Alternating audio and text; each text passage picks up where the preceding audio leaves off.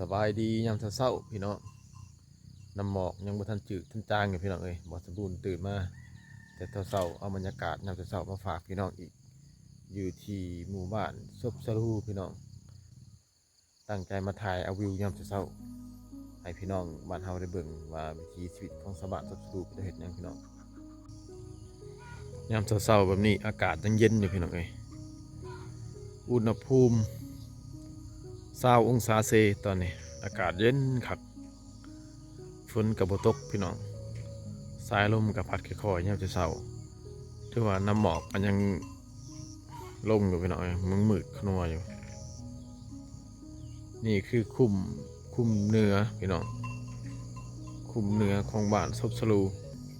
ก็มีอยู่ประมาณ7-8หลังคาเรือนนี่แหละพี่น้องสำหรับคุ้มเหนือของบ้านซบสลูจะเป็นคุ้มที่ว่ามีเส้นทางสูงกว่า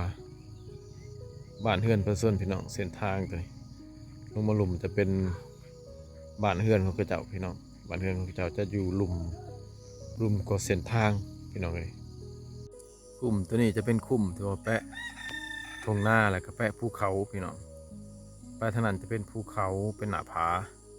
มาทางหลุมจะเป็นทงหน้าพี่น้องถือว่าเป็นคุ้มที่ต่ำกว่าเส้นทางแต่ก็สูงกว่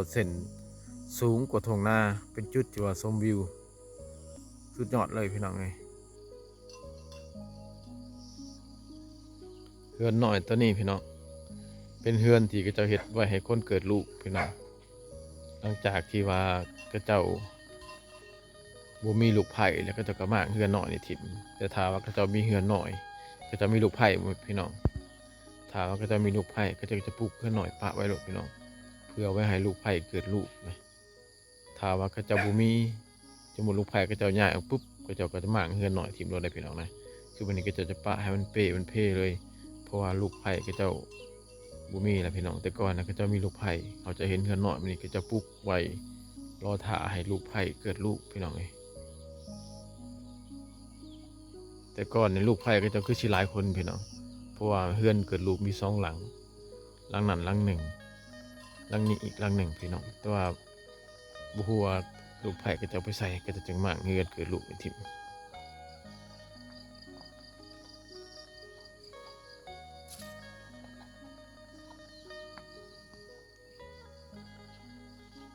อลิเกลือหรือว่าอลิยังบ่ทันเกลือตุ้ยเลยเนาะสินะอลินี่เออคิดว่าอลิเมื่อยเบิดแต่ตุ้ยอันนี้เป็นเฮือนนอนหมดตัวนี้ก็ดิบ่เบะบนไหนเออนี่เฮือน2หลังถือว่าเป็นเฮือน2หลังตัวนี้ก็เป็นหลังหนึ่งหลังตัวนี้จะเป็นเฮือนครัวบ่เฮือนน้องไผ่บ่ตัวนี้หลังหนึ่งเพิ่นมีเฮือน2หลังพี่น้องถือว่าก็สบายแหละตอนเช้าๆจังซี่เนี่ยก็เจ้ายังบ่ทันได้ไปไสนะพี่น้องก็เจ้าตื่นมาก็ยังอยู่เฮือนปกติทางลุมนี่ก็เจ้าย่างบักพริกนี่พี่น้องบักพริกดิบที่เพิ่นเก็บมาแต่สวนเคมไห้เคมเซเอามาย่างพี่น้องย่างไว้เห็นเป็นพริกแห้งเพราะว่าเขตนี่นะตกยามฝนมันบ่เห็นแสงแดดพี่น้องก็เจ้าก็เลยเอาไฟย่างเอาเด้บักพริกนี่เจ้าเก็บมาทุกมื้อแล้วก็ย่างทุกมื้อพี่น้องถ้าว่าปะยะกุกมันก็เน่าทิ่มก็เจ้าเสียดายเก็บมาย่างไว้เพื่อได้กินยามฝนตกลิ้นอีกแค่หน่อยพี่น้องเพราะว่ามันบ่มีบ่อนขายในพี่น้องเขตนี้นะปลูกพริกกะมีแต่มันเน่าทิ่มพี่น้องมันจะขอแล้วก็แบ่งกันกิน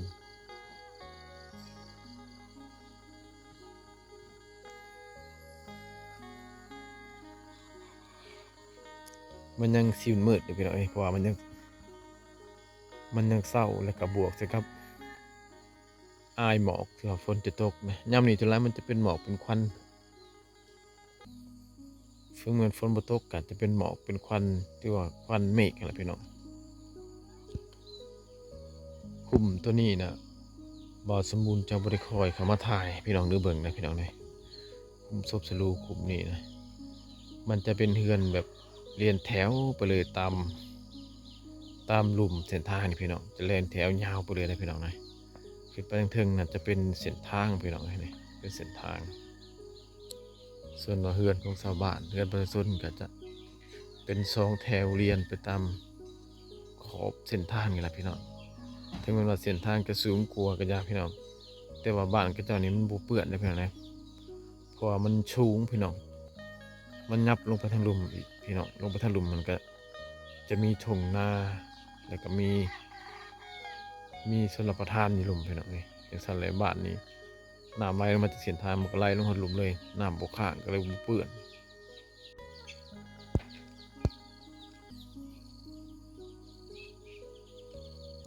ก็เจ้าเลี้ยงหมูเลี้ยงไก่นี่ง่ายสุดพี่น้องนี่หรือว่าเลี้ยงเป็ดอันนั้นเป็นคอกเป็ดก็เจ้านี่คือคอกเป็ดพี่น้องตัวที่สารเป็นแบบนี้นะเป็นคอกไก่พี่น้องไก่จะเขานอนอยู่นี่เป็ดจะเขานอนอยู่นี่พี่น้องจะแตกต่างกันพี่น้องนี่ส่วนหมูน่ะก็จะปล่อยเลยบ่มีผูกพี่น้องนี่อันนี้ก็คอกเป็ดคอกไก่คือกันตักมันได้หนามไก่เนาะเอาอยู่เซ่เพิ่นบ่พูดอยู่เซ่ปะเอออยู่บ้านตัวนี้จะบ่มีน้ำลินพี่น้องเพราะว่ามันบ่มีน้ำห้วยอยู่เทิงภูก็จะใส่น้ำเซ่จากนี้ลงไปหาเซ่กะประมาณดู200 เมตรพี่น้องเอ้ยที่ว่าชาวบ้านลงไปตักน้ำมาใส่มากินมาอาบอะไรพี่น้องลงไปลุมนี่แหละประมาณ200 เมตร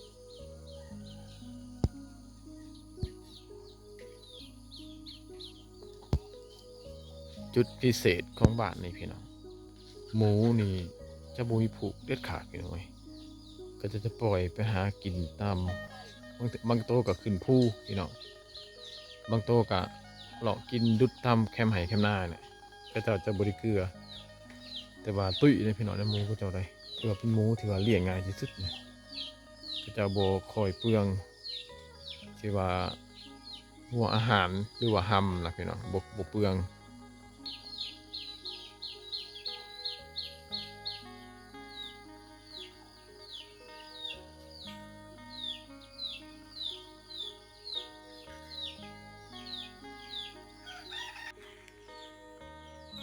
เบาสมบูรณ์คิดไหลประชากรบ้านนี่ไหลทั้งเบิดใน6 หลังคานี่เบาสมบูรณ์คิดว่าบ่ฮอด20หรอกพี่น้องนี่เพราะว่าส่วนหลายบ้านนี่นะก็เจ้าจะบ่คอยมีลูกหลายพี่น้องนี่เพื่อนหนึ่งมีลูกคนหนึ่งหรือว่า2 คนเท่านั้นเบาสมบูรณ์ไหลทั้งหมดนี่ประมาณ20 คนหรือ21 คนเท่านั้นพี่น้องประชากรของบ้านนี่นะประชากรมีหน่อยสุดพี่น้องถ้าเทียบใช้หลังคาเฮือนนะพี่น้องแต่ก่อนบ้านตัวนี้จะเป็นคุ้มที่ว่ามีเพียงแต่4 หลังคา3-4 หลังคาพี่น้องแต่ว่ามาปีนี้เจ้าแยกออกเป็น6-7จะมี6-7 หลังคานับมือขาดพี่น้องก็มีแต่เฮือนหลังใหญ่ๆบ้านนี้พี่น้องเลยประชากรปัดหน่อยเฮือนซานกับหลังใหญ่ได้พี่น้องเลยเอาพี่น้องสำหรับคลิปนี้บอสมุนกะชีฝากไว้ที่นะพี่น้องเด้ออย่าลืมกดไลค์กดแชร์กดติดตามพบกันใหม่คลิปหน้าพี่น้องบอสมุนจะหาอัปเดตบ้านชนบทรีวิวขอบเขตชนบทให้พี่น้องได้เบิ่งได้ชมถ้าพี่น้องมักวิถีชีวิตของชาวบ้านมักหมู่บ้านเก่าๆก็อย่าลืมกดติดตามบอสมุนไว้พี่น้องขอบใจ